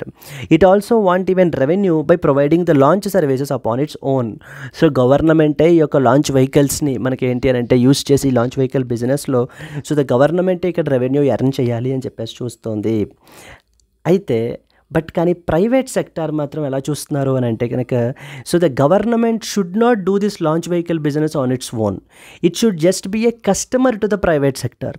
సో ప్రైవేట్ సెక్టార్కి కస్టమర్గానే మనకి గవర్నమెంట్ ఉంటూ ఆ యొక్క యాంకర్ సపోర్ట్ అనేటువంటిది ప్రొవైడ్ చేయాలి. సో ఓకే, ఈ రకంగా ప్రైవేట్ స్టార్టప్స్ని ప్రైవేట్ సెక్టార్ని మనకి ఏంటంటే ప్రమోట్ చేయాలి. సో దట్స్ హౌ మనకి ఏంటంటే గవర్నమెంట్ యొక్క లాంచ్ వెహికల్ బిజినెస్ని మన లాంచ్ వెహికల్ యొక్క డిమాండ్ని పెంచగలదు అనేటువంటిది అదర్ వ్యూ పాయింట్ అండి. However the private sector companies don't want the government to be in launch business. Instead they want the government to be their customer and to provide the rule of law and reliable regulation. Like for example United States of America example point out చేశారు. So in United States of America ఇవేవైనా కూడా launch vehicle contracts ఏమైనా ఇవ్వాలి అని అంటే కనుక ఇవి మనం బయట వాళ్ళకైతే ఇస్తూ ఉంటాం. Private like for example SpaceX and as well as వీటికి మనం ఇస్తాము. So that is how. అలాగనే మన కంట్రీలో కూడా ఏం చేయాలి అని అంటే గవర్నమెంట్ ఆ యొక్క ఫెసిలిటేటర్ రోల్ చూడండి. This is similar to the situation where the arms of US government award contracts to SpaceX, Blue Origin to execute the launches with their payloads. So therefore Indian government కూడా ఏం చేయాలి? Indian government will observe the cost of the transition from supply driven to demand driven building of satellites and launch vehicles.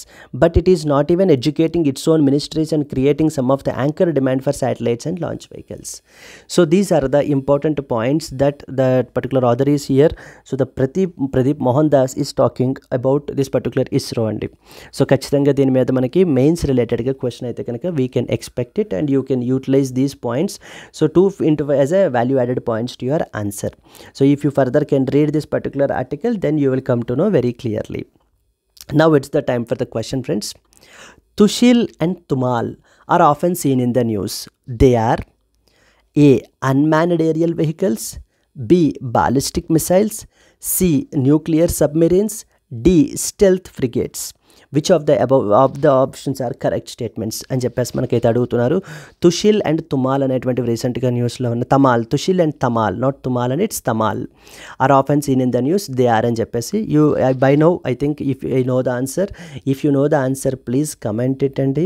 And at the same time if you like the video, if మీకు నచ్చినట్లయితే కనుక please do like the video as well. Yes, ఈ యొక్క క్లాస్కి సంబంధించినటువంటి PDF కావాలి అనుకుంటే కనుక మనకి యూట్యూబ్లోనే మనం డిస్క్రిప్షన్లోనే మన యొక్క టెలిగ్రామ్ లింక్ అయితే పోస్ట్ చేసాము. ఆ పర్టికులర్ గ్రూప్లో మీరు జాయిన్ అయినట్టు కనుక ఈ యొక్క పీడిఎఫ్ని కూడా మీరు డౌన్లోడ్ చేసుకుని మీ యొక్క ప్రిపరేషన్కి కాంప్లిమెంటరీగా ఒక రెఫరెన్స్గా కూడా మీరైతే యూటిలైజ్ చేసుకోవచ్చండి. Yes, that's it friends for today. I hope you have understood these are the important articles that you have to cover. Let us meet again tomorrow with the new news analysis. Until then, bye bye and all the best. Happy learning.